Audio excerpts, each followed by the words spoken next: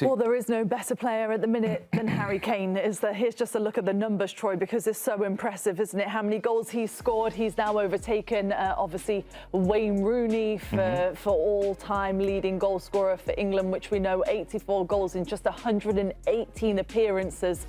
Gary Lineker and Bobby Charlton in the top four, as well as Jimmy Greaves. Is he the best England player of all time, would you say, Troy? Not for me. He's an unbelievable goal scorer. I'd always say Wayne Rooney is the best England player of all time. That's just my opinion, but everyone could have theirs. And obviously it's very difficult to say anything negative about Harry when he's gotten us out of the mess again. But I think he's been fantastic. Why would you go for Wayne over Harry? Wayne, I just think Wayne had everything in his game. And again, it's about, you don't like to compare the generations, but look at what Wayne was doing and the teams he was coming up against. Not respectfully, not DR Congo. Like he's doing it against France with Thuram and Zidane, and do you get what I mean? Like those types of things. But again, it's generational, right? So both of them could be great. But for me, I would always choose Wayne Rooney. But I think Harry's been fantastic. I really do.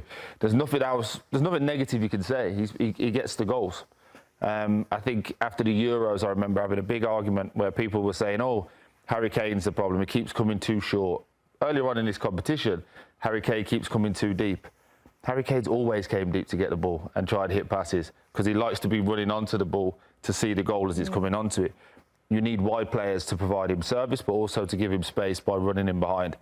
And at the moment, especially today, he's had to pull one out of the hat because our wide players have been terrible. And every single time this man gets you out of it. At the start of the season, start of this tournament, I did state, we've got a chance because that guy scores goals.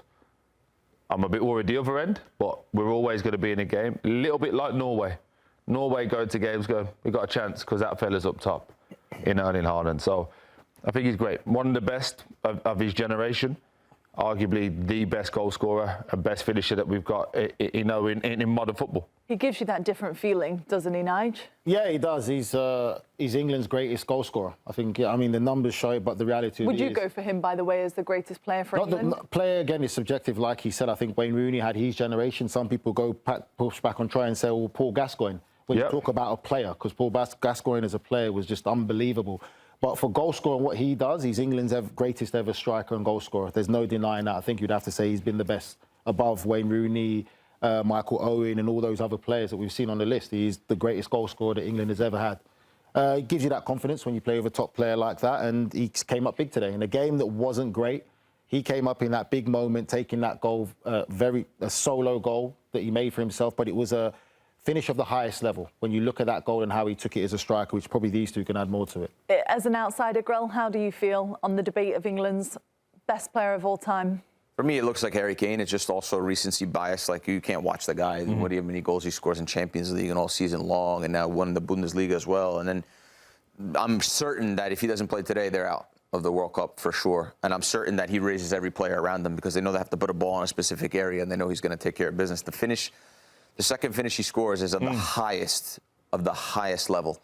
He creates the chance himself. He takes the first touch is so good into the space, and then how clean the finish is. Just go back and watch it, and then he picks out the near post, and he makes the difference in the end. Because I think player for player, it was very evenly matched in terms of the physicality of the game, the tempo of the play, the transitional moments for both the Congo and England. But Congo don't have Harry Kane in the front. And I think if the Congo have Harry Kane in the front, probably the Congo go and win the game. So he made the difference in a big moment for England, and it's hard to deny. It's hard to say that he's not the best player. He's always the one that everybody is looking for, isn't he? Even in the last World Cup, Troy. What about this form that he's in right now, though? Since he's been at Bayern, would you say that this is the best version of Harry Kane that we're seeing? Statistically, yes. I would say. I think there was seasons at Spurs when he was unplayable. I think also as well, you have to put a little bit of Bayern Munich tax, shall we say, on it. When you're the best team by far. Remember, like in November, December time, we were talking about Bayern going the whole season unbeaten, like not going unbeaten, but like winning every game as well. So they were so much better than everybody else. And when you've got Elise, you've got Diaz, Musiala, that works perfectly for him in terms of what he can get. But I think when he's in the vein of form that he's in, which is just shoot, score, he doesn't think. The one thing I've always given Harry Kane credit for is whenever he's around the box, yes, he can play the little slip passes, yes, he can go wide, but he goes, goal. I'm going to take touch, I'm trying to score. And if you see the second one, just to your point, with the technique's fantastic, never once looks up at the goalie. His pitch geography of where he is in and around the goal is second to none.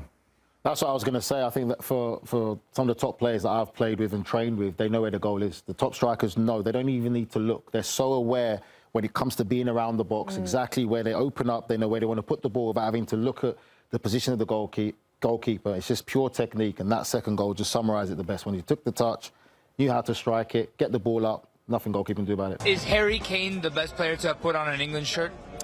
Too right, yes. Indeed, yes, he is. The best ever striker England's ever produced, best striker in the world. He's an Arsenal supporter. You gave the Arsenal fan a little time to think. Come on, Jack. Be honest. So for me, I do think he's one of the best. I don't think you can. So my favourite England player of all time is David Beckham. I'll put that right now. But then Harry Kane is a very fast second. So yeah. Now, is Harry Kane the best player to have put on an England shirt? Oh, that's a big call, but it's a big call, but the man of the moment is Harry Kane, and that's it. Yes. Harry Kane, inevitable. The man, the myth, the legend. Harold, you've done it again. He's the best striker in football. Right now, of all time, he's the best striker in football. Is he the best player to have put on an England shirt? Absolutely. After today? Yeah. He's done everything for this country. He could be our next Prime Minister. I'd vote for Harry Kane. I'd vote Harry Kane. Yeah, you vote. I'd nominate Harry Kane right now. Run for PM, we'll vote you, I promise. Probably the best experience of my life. Really? Harry Kane is a legend. Knight the man immediately. Is he the best player to have put on an England jersey? He might be. I mean, obviously in 1966 we won the lot. You didn't even see it, bro. Is he the best player to put on an England kit? I've never reacted to a goal like that before. He's a legend. He is a legend, and I think a lot of England fans would vote him to be Prime Minister of England, to do whatever he wants if he can win the World Cup. He is among the top elite, the star-spangled World Cup. Ronaldo's in there, Vinny's in there, Mbappe's in there, as well as Messi. If you could pick one player for your team, a clinical goal scorer, would you pick Harry Kane, Nige? I would say yes. I think for me, when I look at to be fair, you'd have to say Messi. Sorry. If I had to pick one, I'd pick Messi. Would you? So you said yes, and then picked Messi. I just realised, I looked again, I came awake, and yeah, you'd have to say Messi. When it comes to clinical finishing, he is the best. Like, you can't deny that, can't argue against that. In the Golden Boot runnings, though, 5 goals, he's in there, isn't he? He's in there for sure. Yeah. It's all about who you like, though, and what type of profile. Profile, like, because Mbappe's numbers are ridiculous. Haaland's numbers are ridiculous. Harry Kane's numbers are ridiculous. Then you have to just break it down to what do you like? What do you much prefer? Well, Nico is in the middle of all the English fans, which we love to see. Good to see you, Nico. How are the England fans feeling? And I'm sure today they love Harry Kane more than ever. Is that right? Yeah, absolutely. Listen, Poppy, the emotional swing of English football fans deserves to be studied, because about an hour ago, it was doom and gloom. We're getting back on the plane. We're heading home. We're going to lose. And then Harry Kane comes up with those 2 magic moments. Brilliant. What an elite footballer. And now it's coming home. Everybody is through the roof. The pints are going to be pouring throughout the entire afternoon here in Atlanta. The English fans love it, and everybody is happy. Don't look at me. What's everyone looking at me for? Nico, you was at the game. Again, great emotional roller coaster as you speak about. Obviously, England got the job done. In your professional opinion, why isn't it clicking? Why is it still so nervy for England from what you can see? Yeah, Troy, I think this is a lot of Tuchel's hand, and it looks like he's going to die by the sword with his team choices, with his squad selection. Jed Spence today was not good. He had a shocker, really. The guy that scored against England plays in 2nd Division Spain.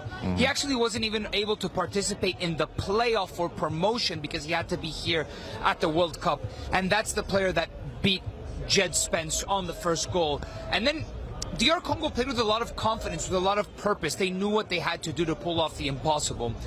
Meanwhile, England, they were shell-shocked from the very beginning. Like, you could feel what was going on with the English fans. What happened over here? You could feel what was happening with the English players, right? They were playing with that nervous energy, and of course they were creating chances, and the DR Congo defense was holding stout, thin margins. They could have scored England in the first half, but that desperation turns into nervous energy. And beyond the football, because England might have better quality than 95% of the national teams at this tournament, there's also an emotional aspect to all of this, and their body language, the energy that they engulf themselves with, isn't conducive to a team that's going to play somebody off the pitch, isn't conducive to a team that can solve problems quickly with intention, with intensity, and with clarity. So, you know, beyond the happiness of everybody here, you know, the fans deserve to be happy, but Tuchel and this England squad needs to take a good look at themselves and see how they can progress from here. The next stop, Troy, is the Azteca, and that is a whole nother conversation, because yesterday the Azteca was a cauldron like I had never seen before in my life. And although England are better than Mexico on paper, it is a totally different game in a place where Mexico haven't lost in 13 years. Yeah, don't worry about that. 3-0 loss. Don't worry about that.